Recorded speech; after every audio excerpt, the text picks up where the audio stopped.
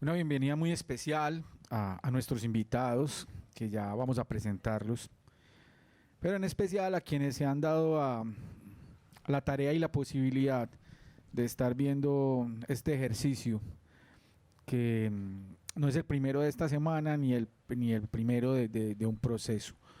Un proceso que se llama PPI, Proyecto Pedagógico Integrador. Un ejercicio didáctico y pedagógico del Tecnológico de Artes Débora Arango. Un espacio de reflexión que se permite integrar los saberes de la escuela, saberes en tanto artes, saberes en tanto principios epistémicos de producción, gestión y ejecución, pero sobre todo una unión y una integración de saberes para contar el mundo, para narrar el mundo. Un ejercicio que nos permita hacer de nuestro trabajo como artistas no solo un ejercicio de reproducción y de pensar el mundo, sino de diálogo con el mundo, pero sobre todo diálogo con los otros, diálogo con el entorno y en especial con el territorio. Y un montón de sentires sobre el territorio, sobre todo el ejercicio de habitar el territorio. Por eso estamos acá, en el gran escenario de la vida, el escenario donde somos actores y espectadores de nuestras propias comedias, tragedias y farsas. Hoy vamos a tener la posibilidad de conversar y de conocer algunos elementos que desde la música y desde el diálogo de otros saberes, las audiovisuales, la historia, la antropología, nos van a permitir encontrar cómo la música es ese espacio a través del cual uno piensa, construye territorio.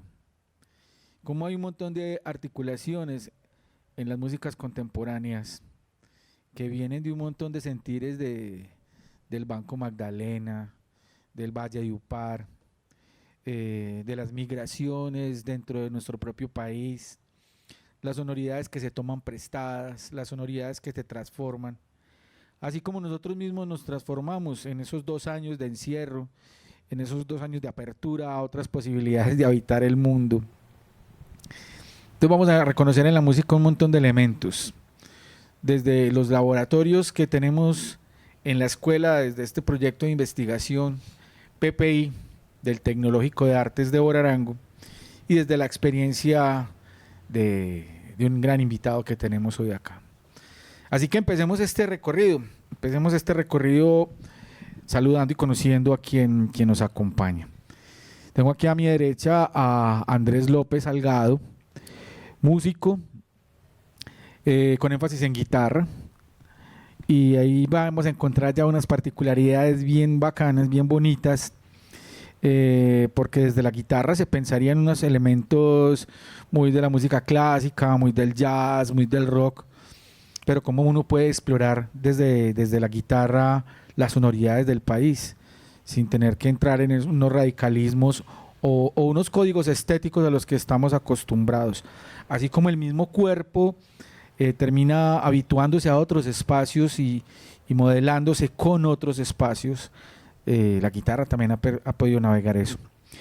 Y estaremos conversando con Andrés y Juan Carlos Monsalve, que será como el eje articulador que nos va a permitir pensar ya unos asuntos de la imagen y la música, de la narración y la música, del territorio y la música.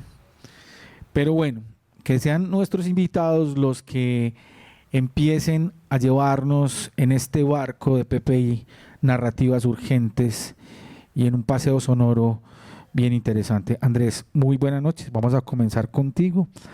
Nada, cuéntanos qué haces por estos lares. Estamos en un lugar bien especial, además se me pasaba por alto. Habitando Casablanca en este momento, la casa de Débora Arango. Y bueno, esto es una cosa especial. Pensar en cuántas veces estas baldosas soportaron el peso de ese cuerpo, de esos pinceles, de esas preguntas, de esas traiciones y de esos dolores que debió haber cargado nuestra maestra. Estas paredes que de por sí ya nos invitan a un montón de cosas. Entonces estar en Casablanca es bien bacano. ¿Qué haces por acá, por Casablanca, con nosotros? ¿Qué haces como músico? Y bueno, luego nos contarás qué es lo que nos traes en tu mochila. Bueno, hermano, buenas noches. Agradecido de estar acá, pues, con esta invitación que me hace la Débora y el PPI. Bueno, nada, pues estoy por acá hace ya un tiempito, más o menos unos 15 años haciendo música en la ciudad y bueno, nada, ya súper amañado, feliz de vivir acá y de aprender pues del gremio artístico y bueno, ¿qué más te puedo decir? Hay un montón de cositas interesantes que vamos a conversar esta noche. Bueno, y salúdanos ahí para que le demos la entrada de frente ya de lleno, Andrés. Juan Carlos. Bueno, buenas noches. Un saludo para todas las personas que están ahí observando y escuchando la experiencia que vamos a tener el día de hoy. Creo que es muy interesante lo que se va a gestar hoy, hablar del territorio desde el reconocimiento de la música y cómo la música también, digamos, crea un imaginario a partir de la instrumentación también, que es algo que es muy interesante, que yo creo que con Andrés podremos hablar el día de hoy, que vos también lo manejas pues súper bien, ¿cierto? Como la transformación de la guitarra que cuenta, del instrumento que cuenta una región, que se transforma un poquito, yo creo que desde como lo concebimos, como muy bien lo dijiste ahora, uno habitualmente se piensa la guitarra desde esos inicios, ¿cierto? Desde la música clásica o desde el blues, desde el rock, pues que es como el referente incluso del rock and roll es la guitarra.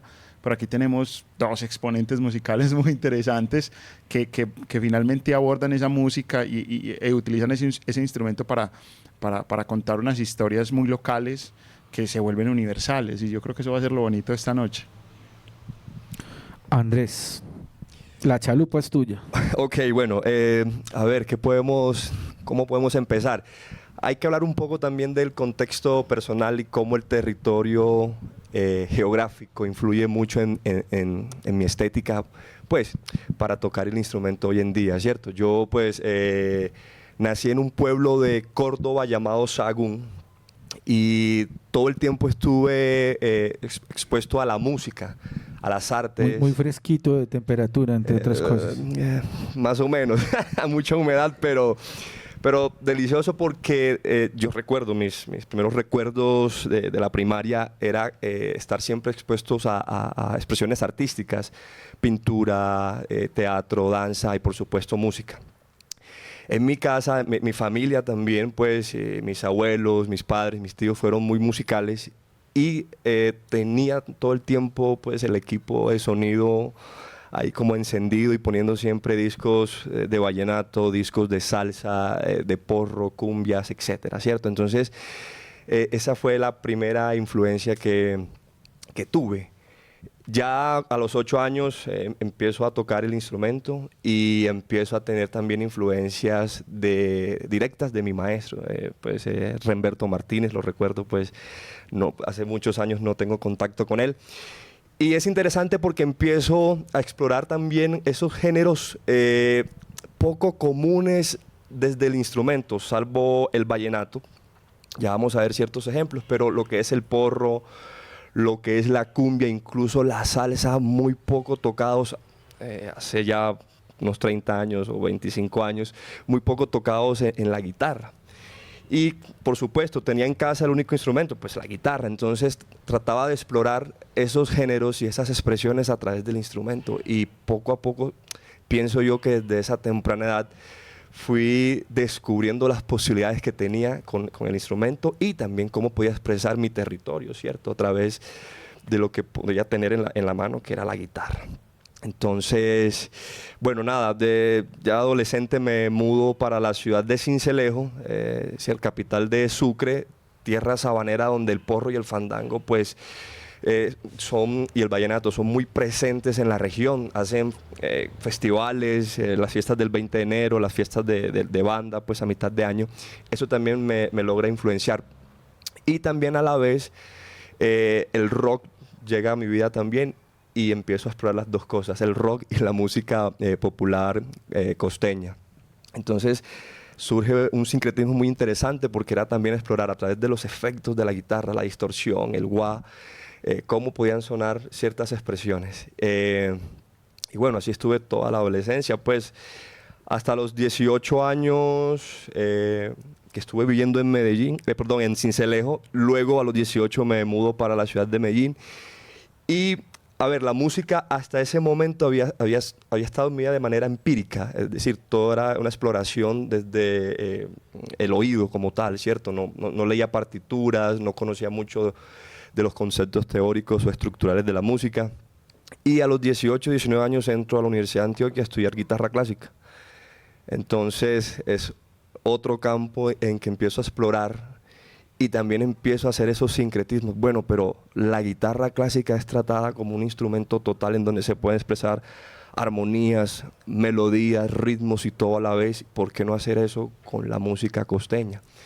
Entonces fue un proceso muy interesante y bueno, nada, ya hace un par de años trabajo en el contexto pues de la ciudad, ¿cierto? De música crossover, música bailable, por supuesto, ahí está incluida la música caribeña.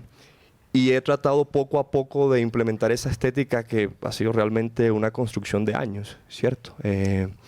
Y bueno, nada, aquí estoy para hablar también un poco, para poner ejemplos de qué es lo que he venido construyendo o armando todos estos años y bueno, para que conversemos también sobre ello. Interesante que escuchemos algo entonces, ¿por qué no vamos con los videos? Uno de esos ejemplos para comenzar a ilustrar el proceso? Perfecto, bueno, vamos a poner el primer video. Quiero que lo escuchemos. Hay una comparación de la canción o del tema original con la adaptación que hago en guitarra. Y luego conversamos un poco sobre el género como tal y cómo fue el proceso también pues, para hacer la adaptación a la guitarra.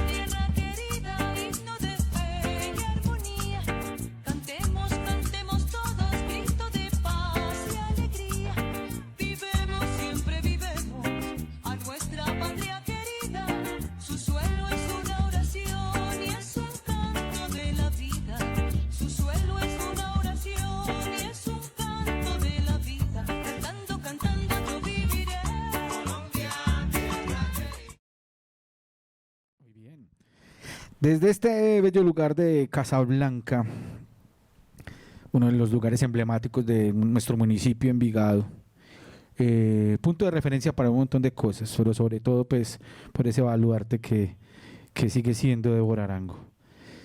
Andrés, bueno, hay muchas cosas para decir de ahí, pero yo quisiera abrir tu diálogo o inmiscuirme en tu diálogo con un asunto inicial. Solamente esa guitarra, la forma de la guitarra, bueno, esa guitarra en particular, ya es traer dos universos acá, ¿cierto?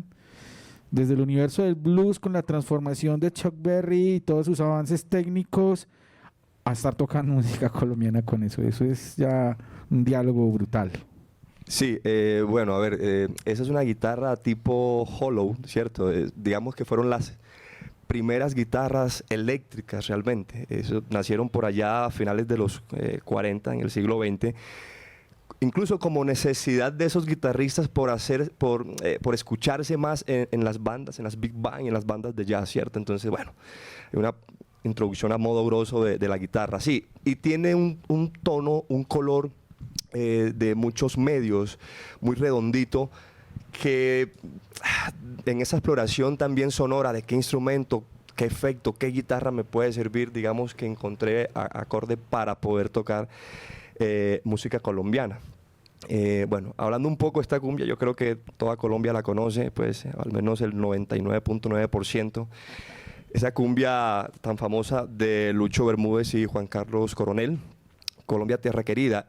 Realmente, ¿qué pasa? Todo nace a través de una necesidad que yo tenía en ciertos grupos en donde a veces éramos 3 o 4 integrantes y decíamos, caramba, no tenemos o el presupuesto, la logística o el backline para poder traer a pitos, acordeones y demás. ¿Por qué no intentamos hacer los pitos con la guitarra? Y poco a poco la idea se fue formando un poco y fue teniendo la forma pues en donde la guitarra ya realmente no usurpaba, porque esa palabra no me gusta usarla, pero sí hacía el trabajo que también ciertas trompetas, trombones o saxofones podían hacer. Entonces, por ejemplo, aquí haciendo esta versión, se grabaron incluso entre 3 o 4 guitarras, donde también melódicamente se armoniza como lo hacen los pitos. Entonces esa era la propuesta. Bueno, podemos tocar cumbia, por supuesto necesitamos también una base rítmica. En eso sí utilicé la base original pues de la cumbia como tal, pero la adapté a la guitarra y dije, bueno, suena interesante. Hay otras versiones que se pueden hacer con guitarra solista, lo que hablaba en un inicio como guitarra, entre comillas, clásica, tocando música colombiana.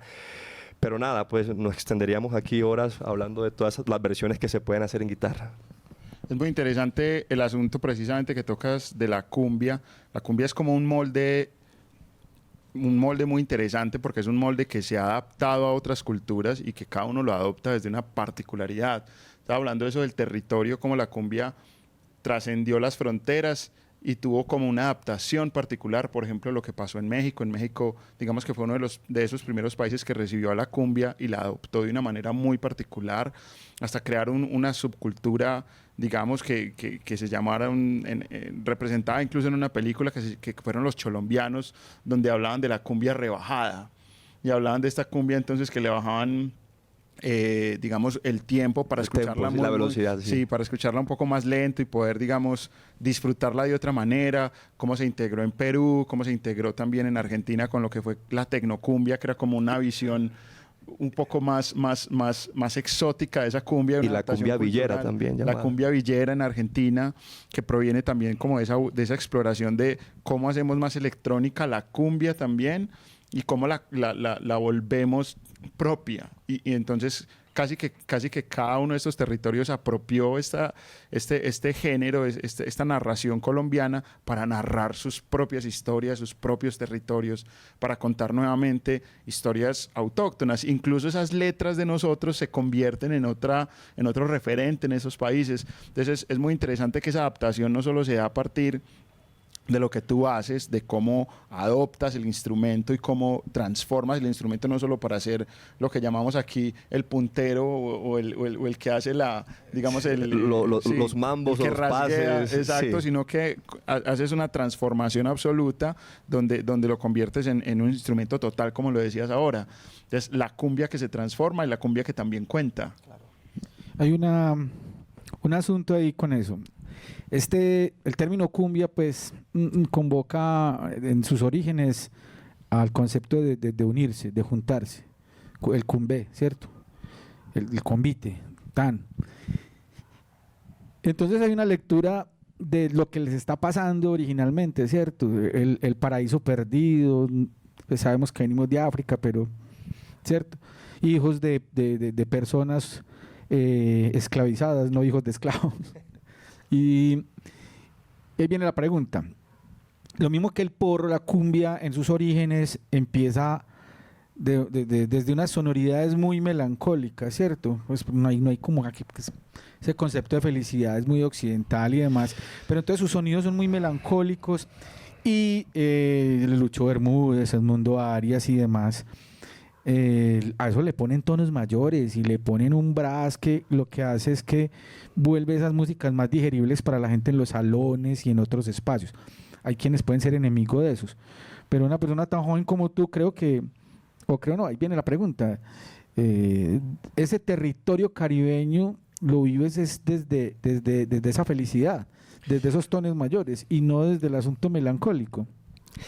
Es interesante lo que dices, realmente sí, porque no podemos desvincular la música del baile, y el baile es algo así como decía Joaquín Sabina alguna vez, es volar con los pies, ¿cierto? O sea, es la alegría también reflejada en el cuerpo.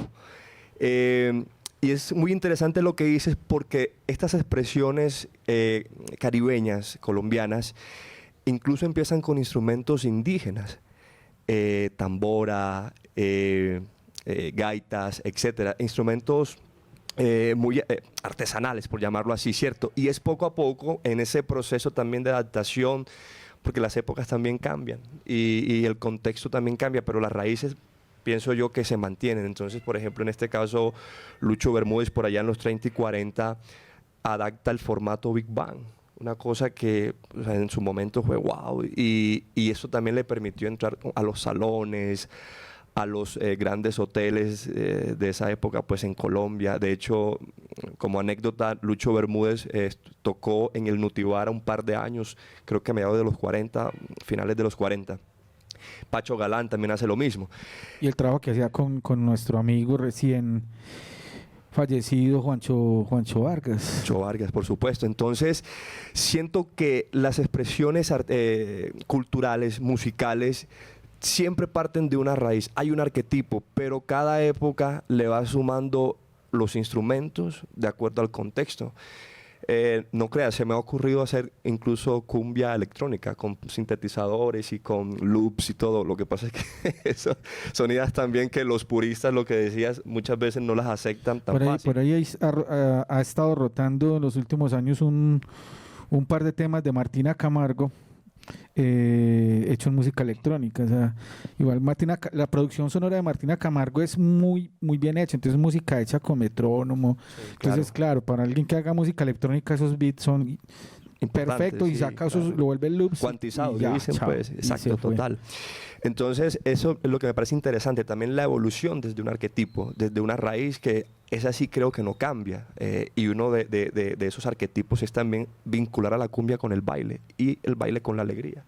Sí, entonces, esa melancolía, por supuesto que está en ciertas letras o en ciertas, esto es muy subjetivo, en ciertas tonalidades o melodías, pero sobre todo pienso yo que refleja más la alegría porque está vinculada también con la verbena y la fiesta. Ok, ¿qué más vamos a escuchar por ahí? Coloquemos el siguiente video y pues seguimos conversando.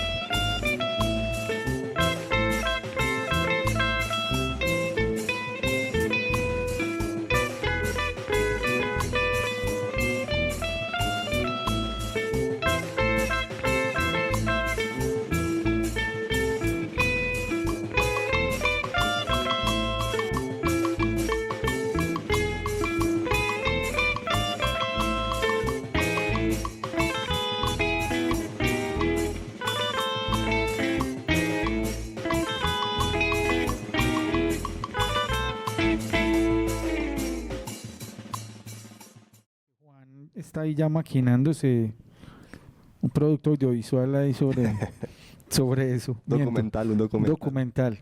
Tremendo. Pues no sé hacia dónde vas con este tema, pero por ejemplo a mí me ha llamado mucho la atención este asunto de las bandas pelayeras, sobre todo porque ahí también hay otra memoria y es cómo nos llega a nosotros las bandas tipo Santa Cecilia, donde nos llegan los clarinetes, las trompetas, las tubas, etcétera.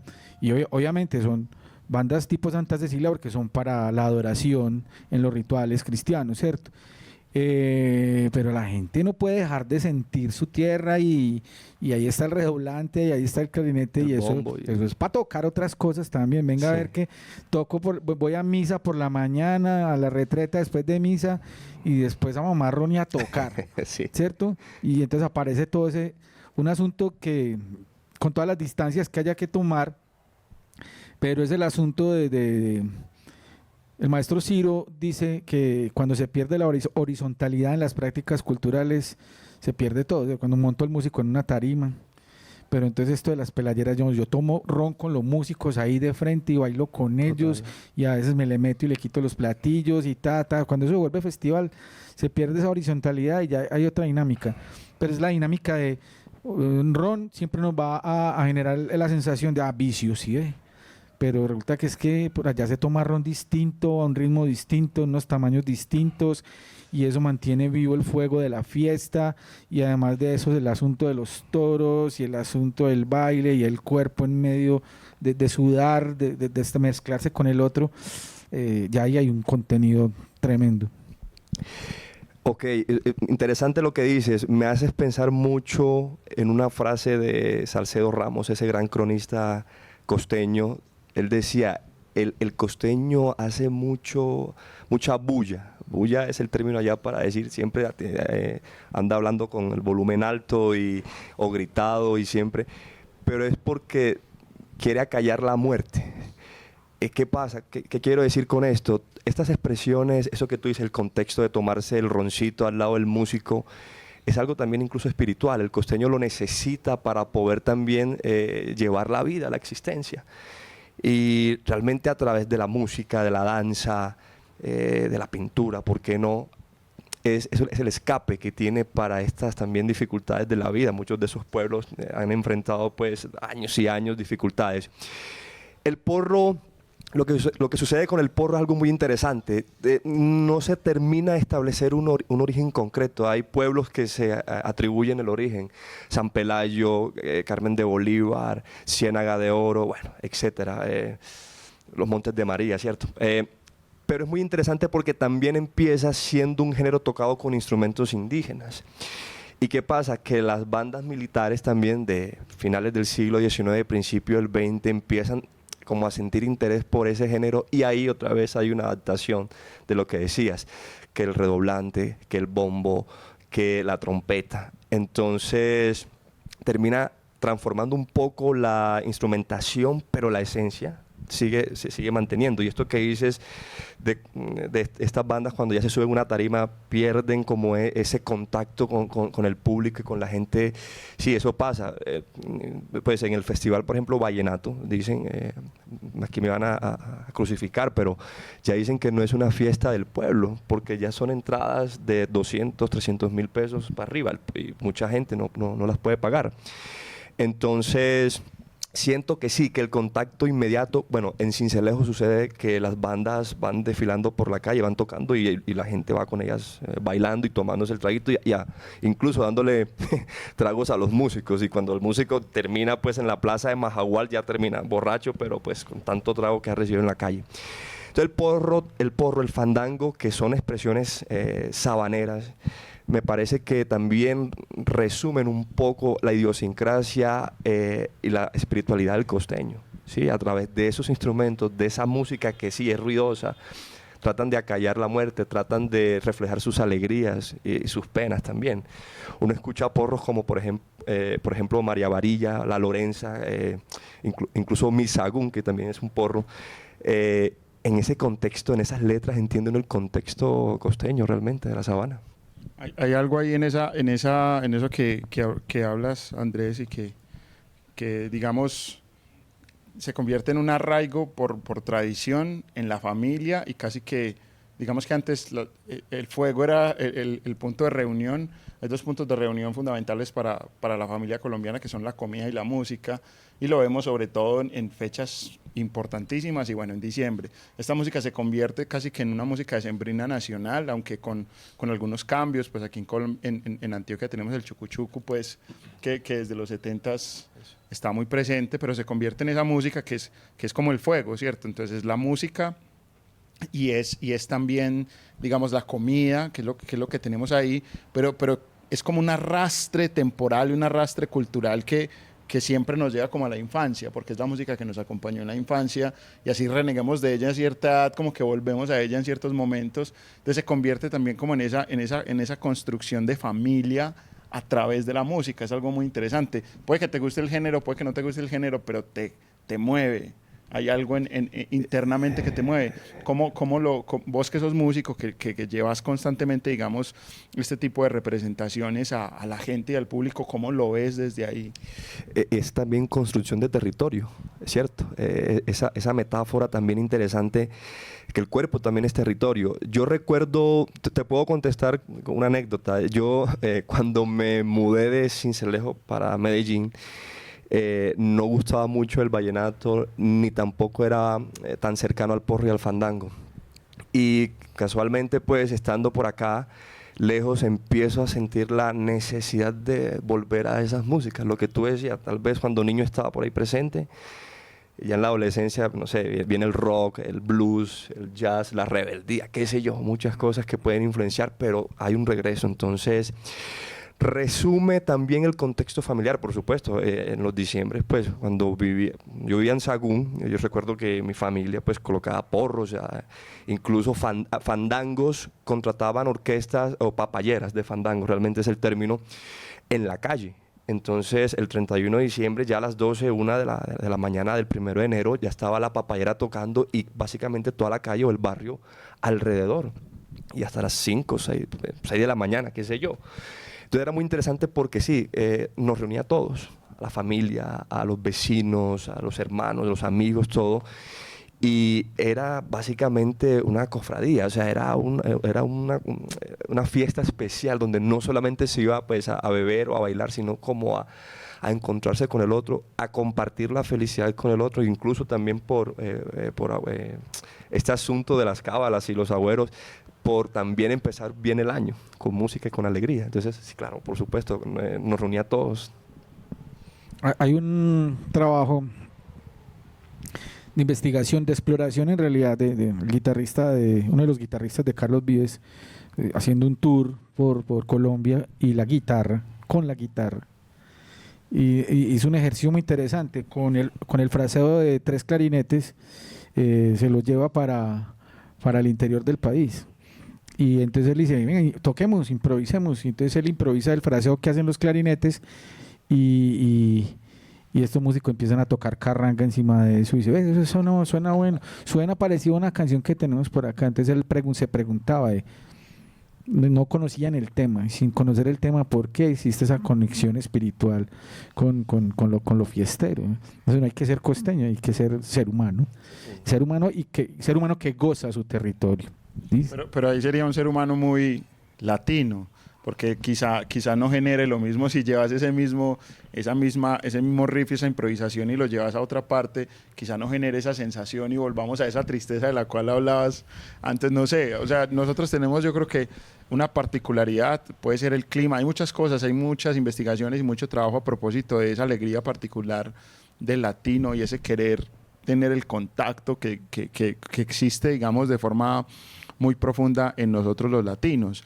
Y nosotros que somos básicamente como un montón pues cada región básicamente es un país, una representación muy diferente y una forma de vivir muy diferente, pero en todas ellas encontramos esa minucia de la alegría que siempre sale a flote, aunque como muy bien lo expresaste ahora, también hay una tristeza y una desazón por muchas cosas, pero siempre sale la fiesta. En nosotros creo que siempre sale la fiesta y hay una convocatoria de la música que enfiesta y bueno, el trago que luego siempre va a llegar a ser como ese elixir que une a todos. Cuando iniciamos, y yo creo que todos lo hemos vivido en muchas instancias, en muchos momentos digamos, no tener de pronto una aproximación una proximidad con alguien, la proximidad no se genera hasta que llega el primer trago y después son los mejores amigos y ya hasta el otro día el sancocho del mediodía donde todo se rompe son por de la días, música. de días de La farra. música acompaña todo ese momento, pero la alegría siempre está ahí.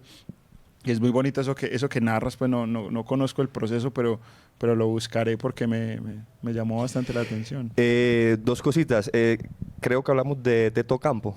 Es un guitarrista, pues, nacido en el Cesar, pero desde muy chico, lo poco que he investigado sobre su biografía es que se fue a vivir a Bogotá.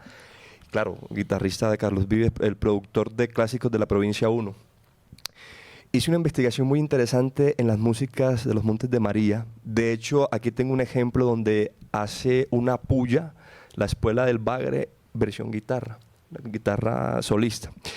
Pero otra cosa que quería decir es, este psicoanalista de mitad del siglo XX, Carl Gustav Jung, hablaba de este concepto de inconsciente colectivo. O sea, él decía que teníamos todos una memoria colectiva. Los pueblos latinoamericanos no escapaban a ese concepto. Muchas de las músicas populares latinoamericanas están en 6/8.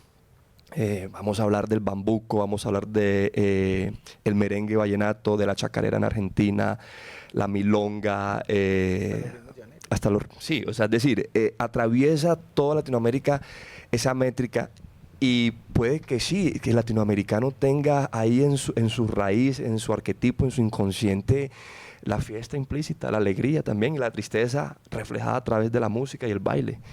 Y es muy interesante el concepto porque nos atraviesa a todos. Hablando de esa tristeza se lleva también a la música, pero genera el baile. Pongamos este tema, este es de Afrosound, que es un tema muy representativo navideño, que tiene una frase muy diciente, y todo el mundo ríe, menos yo. ¿Cierto? Y entonces son estas piezas... Que también la tiene, perdón, Héctor Lavoe en El Cantante, sí, ¿cierto? Son estas piezas que construyen y que te están contando una historia de melancolía, tristeza, en algunos casos de desarraigo, tenaces, pero que son las que te arman la fiesta también. Entonces esa transformación de llevemos esa tristeza de la tristeza a la hacen la fiesta. Exactamente. Ese es el poder. Ahí están, eso lo puede resumir los corraleros. Los corraleros de Majagual es música triste en términos de lo que Occidente denomina pues la tristeza, las tonalidades mayores. Creo que tienes algo por ahí de contarnos ahorita sobre Guillermo Buitrago, que también un montón de canciones en tonalidades menores que aprendimos a gozar y a bailar, sí, con otros colores, ¿cierto? Eso que decías sobre el goce latino, eso me sonó como a Molotov, pero... Hay un asunto. Andrés empezó con algo muy, muy básico para nosotros, ¿cierto? Estamos en Casablanca y estamos con una sensación de, madre, es que estoy en la casa de Débora, ¿cierto? Pero no habitamos Casablanca porque apenas estamos empezando como a darnos cuenta de la importancia de este lugar. De igual manera, habitar el trópico pues nos va a poner en una situación por la geografía, por la comida, por el clima, en donde hay cosas que no nos saben a nada, ¿cierto? Pero un holandés, un noruego dirá, ve, qué interesante eso, pero después quiere volver otra vez a su frío, a su mundo gris, y uno diría como si me pone una remolacha ahí a mí, yo diría, no hombre, ¿quién dijo que eso? Había que sacarlo de la tierra, y en la tierra está bien, déjenla ahí tranquila y en paz, no la saquen de ahí. Pero entonces, claro, porque es un asunto estético, y el asunto estético siempre va a estar relacionado con el goce, y con lo que el cuerpo esté habitado ahí. Pero bueno, pasemos a otra página musical. Sí, sigamos. O nos conectamos con otra cosa. Vamos a ver. ¿Cómo estamos de tiempo? Bien, tenemos hasta las 6 de la mañana. Como estamos contigo, normal. Hasta las 6 de la mañana. Escuchemos un último video y me gustaría que conversáramos sobre el papel de la guitarra en la música caribeña colombiana. Perfecto.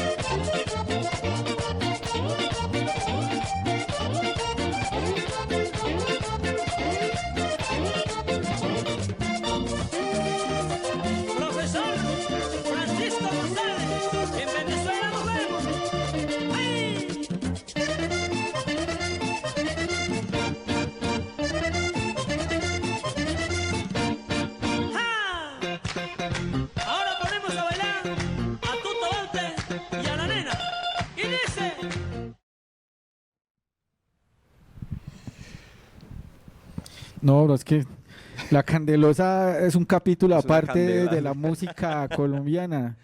Empecemos por el que no es el invitado de hoy, porque nunca es invitado a ninguna parte. El bajo de la Candelosa ya es una cosa monstruosamente maravillosa, ¿sí? Va a ser muy retórico, pues ahí con lo de monstruoso.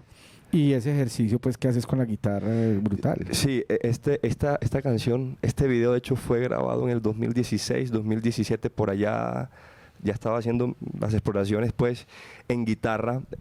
No tiene el mejor sonido o la mejor mezcla porque también estaba aprendiendo este asunto de la producción musical y todo, pero bueno, ahí pude rescatar ese fragmento.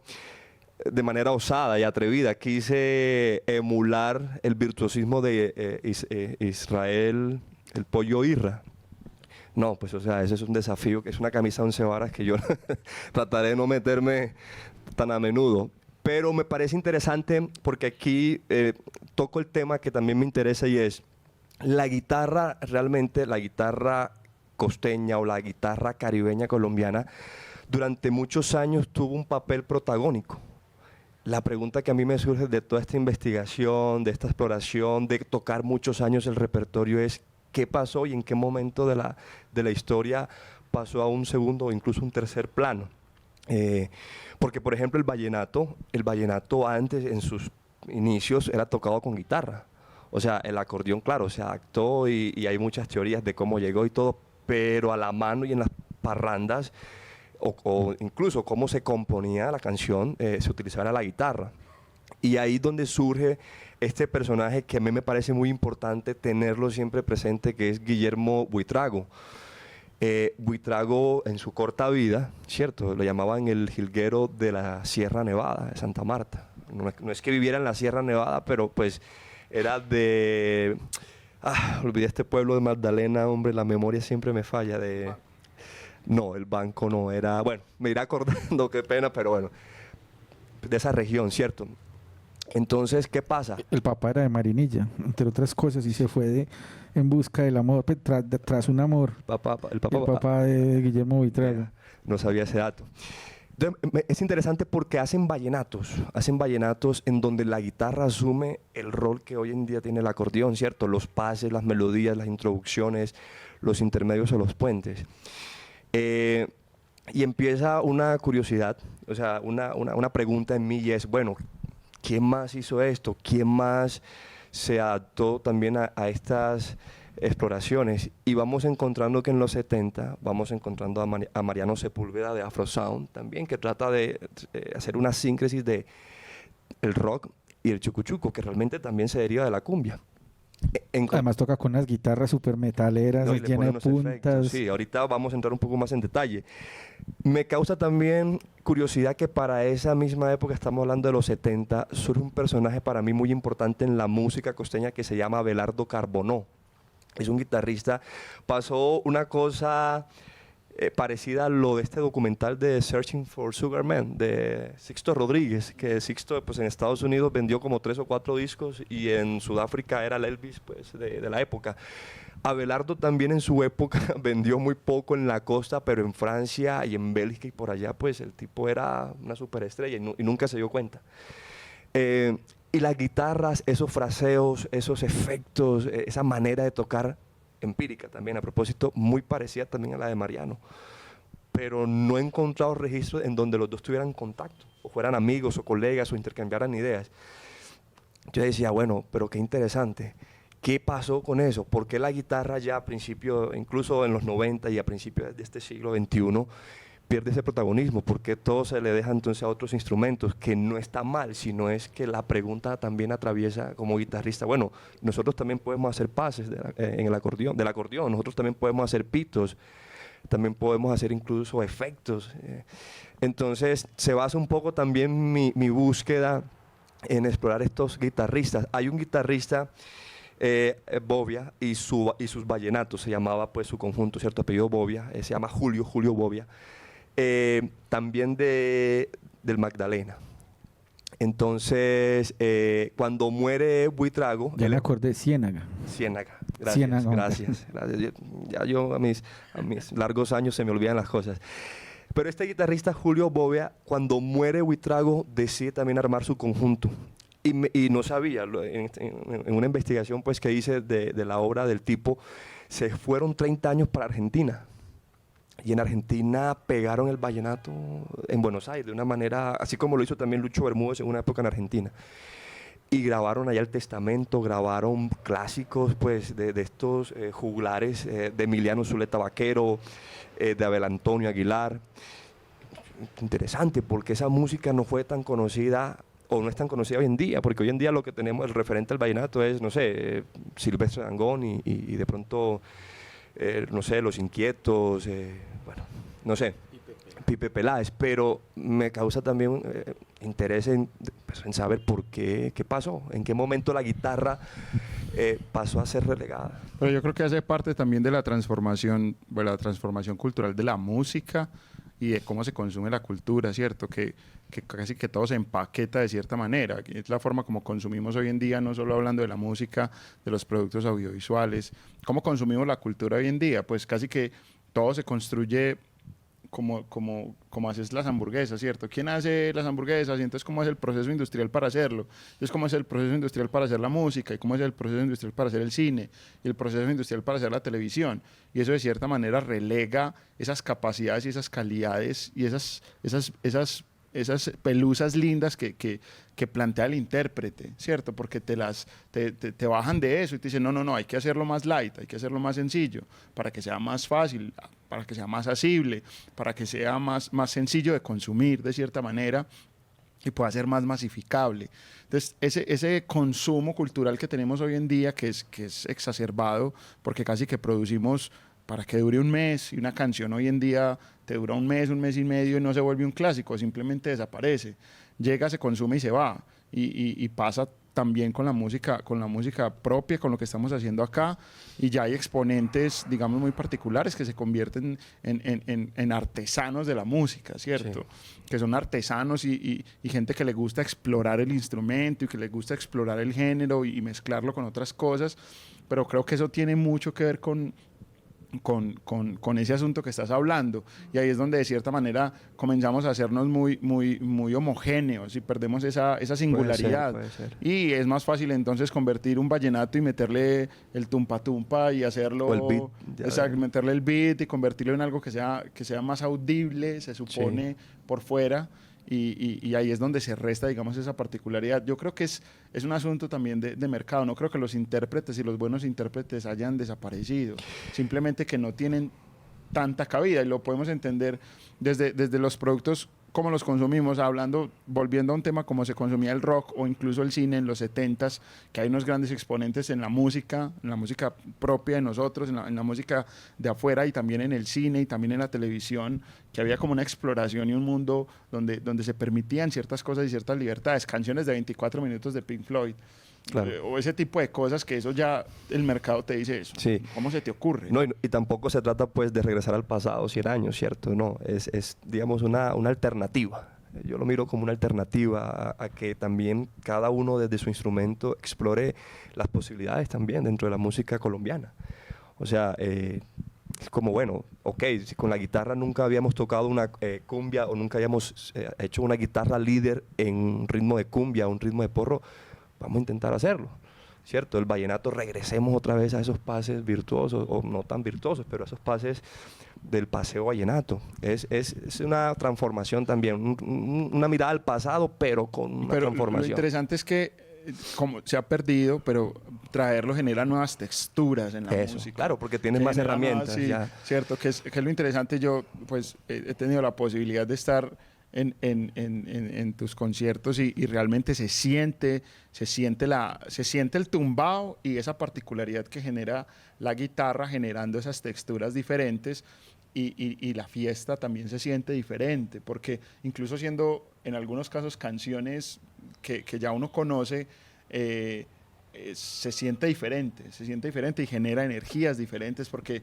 eso pasa con la música, ¿cierto? Con los colores de los instrumentos, que te genera sensaciones diferentes, que te genera matices en la cabeza que te llevan a entender la pieza desde otro lado. Y yo creo que hace parte entonces de retomar eso que estás diciendo, retomar eso, volverlo a traer para generar esas nuevas frecuencias, esas nuevas texturas, esos sabores diferentes dentro de la música.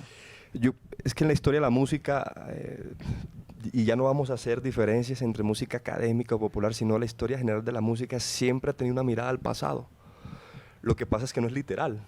O sea, no vamos a tocar con los mismos instrumentos del pasado, tal vez, pues, con las mismas guitarras, con el mismo material. No, es tratar de ir a las raíces, pero con esta apropiación y con las nuevas técnicas que hay hoy en día para tocar, para grabar, para producir, etc. Entonces, sí, realmente es una búsqueda desde esa perspectiva. Es que volver a las raíces es volver a reconocer por qué ellos le cantaban al río y a otras cosas. Obviamente hoy le cantamos desde la ciudad a esos espacios melancólicos, ¿cierto? Y cuando la gente va al de la ciudad, va al campo, pues se aburre porque hay tanto silencio, hay mosquitos, hay olores que dicen no, ¿sí? Hablando de eso, no sé cómo estaremos de tiempo, pues aquí en Casablanca Débora nos tiene acogidos, nos tiene merienda inclusive, pero bueno, el burro mocho, no el Petro, de cierta manera una especie de luthier porque convierte un requinto en un requinto electroacústico y era un showman completamente. Era un showman completamente, pues es un referente de la música guitarrística costeña, ¿cierto? ¿Qué te puedo decir? En algunos momentos estudié su música, analicé sus fraseos y nada, en parte influenciaron también una manera de tocar de una generación de guitarristas. Yo creo que pues el Burro Mocho también marcó un estilo y eso fue lo que también impactó en esa época, lo que le dio voz a la guitarra y también le dio liderazgo para ser el instrumento marcante, ¿cierto? Y bueno, nada, pues, a los que no conozcan la música del Burro Mocho, que era su alias, por llamarlo así, la invitación es a eso, que la exploren, porque tiene música muy interesante, popular, por supuesto, refleja la idiosincrasia también de ciertos pueblos o cierta cultura costeña en cierta época, y es muy interesante. Esa influencia, bueno, de las músicas populares urbanas, pues hay unos mecanismos de reproducción que empoderan ciertas músicas. Entonces, hubo de una manera pues sana una invasión de música costeña que nos hizo vivenciar siempre de noviembre en adelante. Empiezan a pegar temas para que los consumiéramos en diciembre. Y de cierta manera, el asunto del interior es, ¿pero por qué? Entonces hagamos música nosotros para poder estar, como lo decías, en familia, comiendo y tocando y bailando. Entonces hagamos también música, ¿cierto? Y eso de cierta manera apoya mucho lo que a partir del 39 se llamaría la música parrandera, ¿cierto? Entonces hay una influencia bastante interesante sobre esto. Como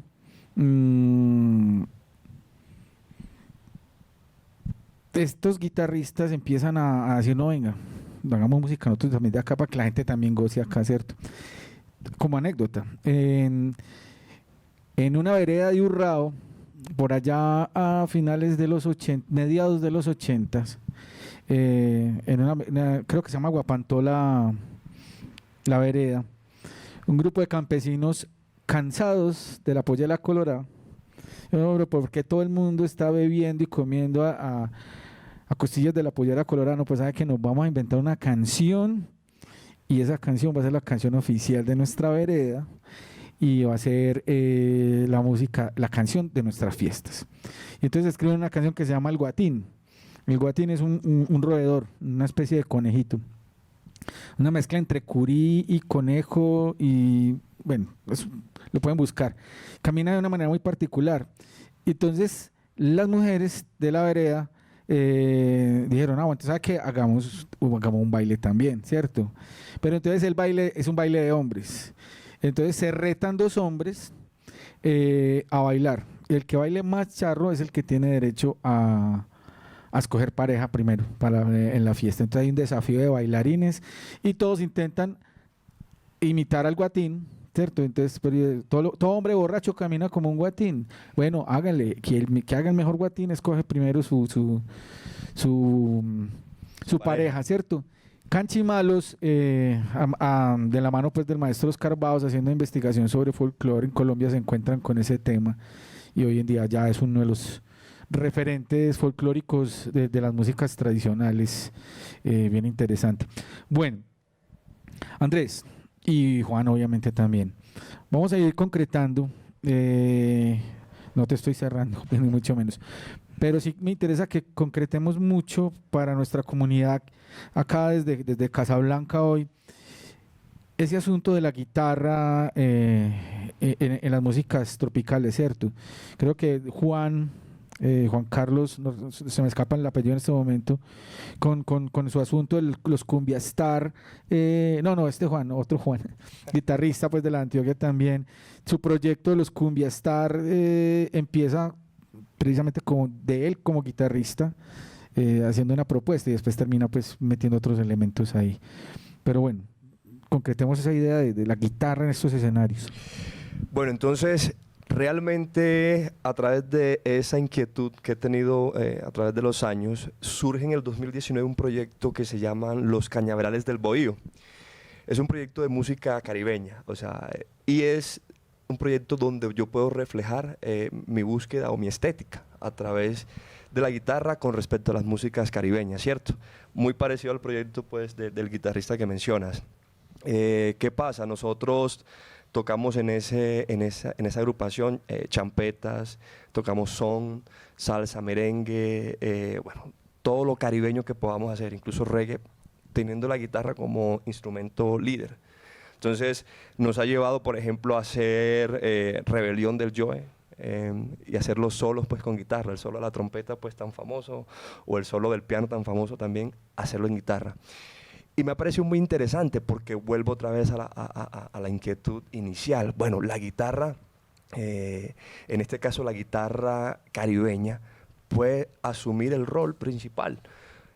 Y la invitación es a los guitarristas pues, a que se aventuren a explorar esas músicas, a tocarlas, a hacer transcripciones, muchas de oído porque no hay registros como tal organizados, y a que disfruten un poco y entiendan también el territorio, la cultura, la idiosincrasia, incluso la espiritualidad costeña a través de esos fraseos y esas técnicas.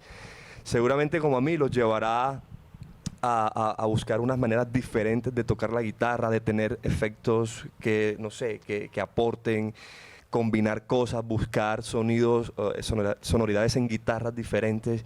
Y eso me parece muy interesante porque también se va construyendo territorio a partir de esa búsqueda. Y nada, es la invitación a incluso ir más allá y componer también, ¿por qué no? Cumbias, en donde la guitarra haga los mambos o los fraseos principales, vallenatos en donde la guitarra haga los pases, champetas, ¿por qué no? Porros, en donde la guitarra cumple un papel importante y principal. En nuestra institución surgió primero como ejercicio de clase y después se convirtió en un proyecto incluso de vida para los estudiantes egresados, pues obviamente ya, proyecto que se llama Chalupa Travel, que ya es un proyecto de ciudad. Yo conozco a varios de esos Gustavo, muchachos. a Elkin, obviamente. Y empezó como un ejercicio de clase, pero Gustavo también es creo que es de Sincelejo.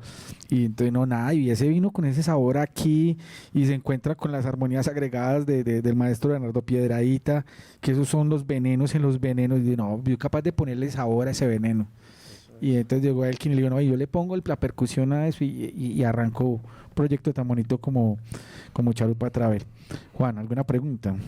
Yo creo que sí, para ir como cerrando la intervención mía también me parece muy interesante, digamos, en el discurso de lo que se ha movido en estos días de PPI, cómo la subjetividad se intersecta de manera muy interesante para contar el territorio. Somos nosotros y nuestras vivencias los que contamos un territorio que está creado por nosotros mismos. Lo habitamos y después lo creamos.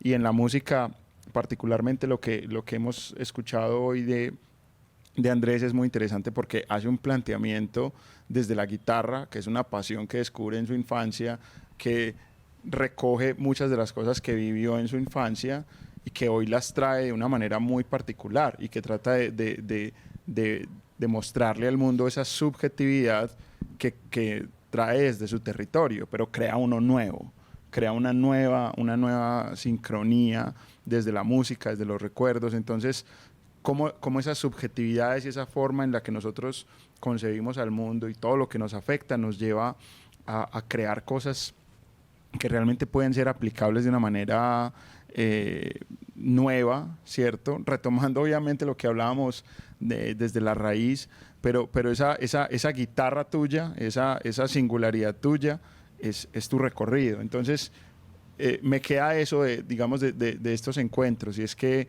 el territorio es narrado desde nuestra subjetividad y es nuestra forma particular de verlo, y cómo nos afecta esa manera es la que nosotros llevamos a esas nuevas personas y cómo las afectamos nuevamente.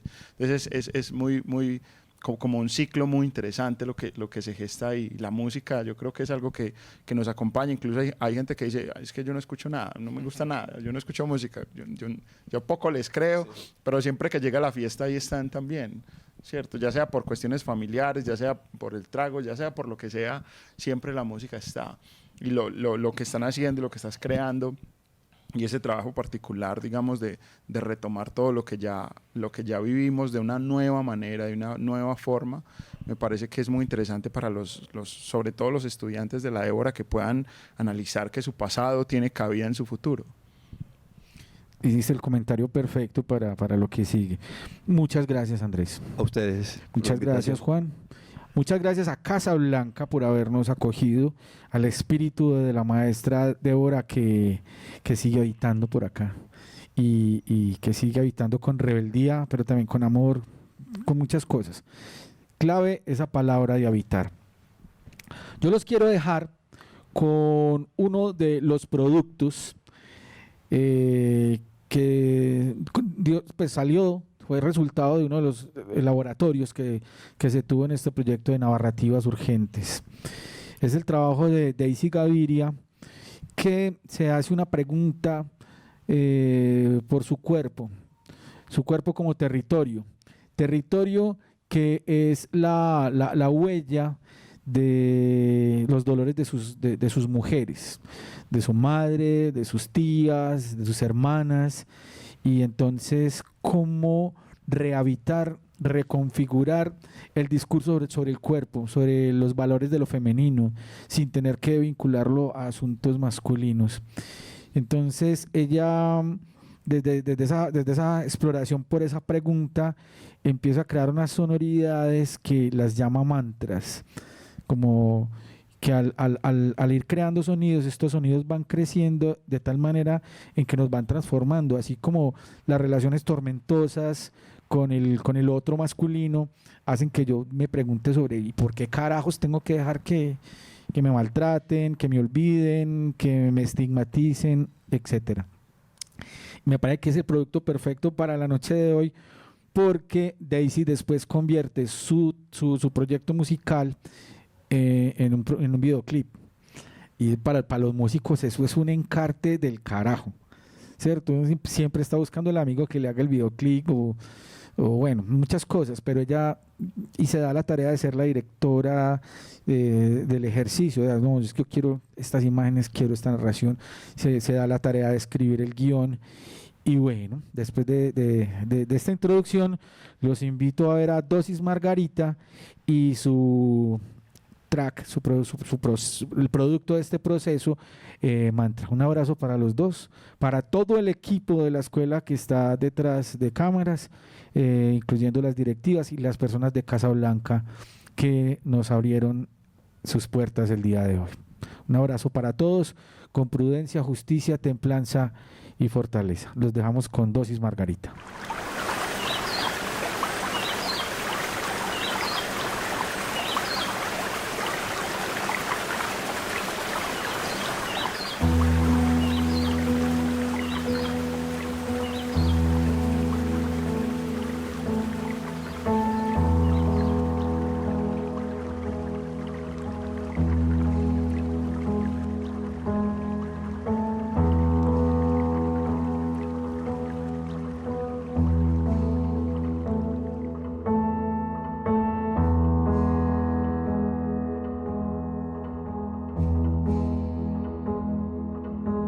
ruta sin final, volar,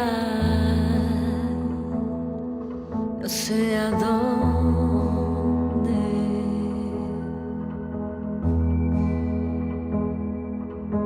Viajo sola y la muerte sé que me acompaña.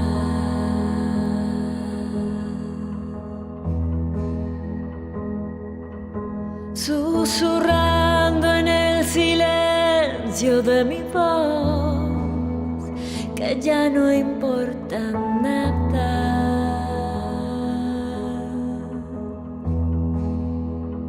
Querrás huir sin mira, lo sé.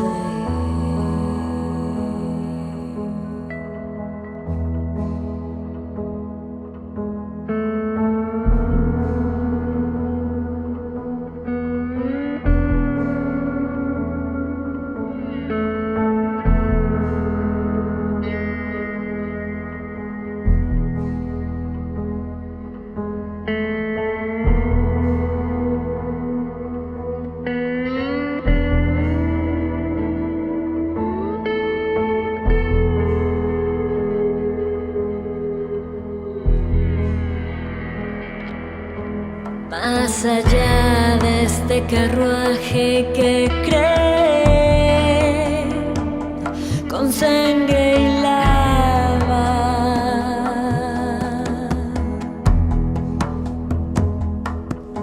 soy espejo de Medea y usaré la fuerza de su alma.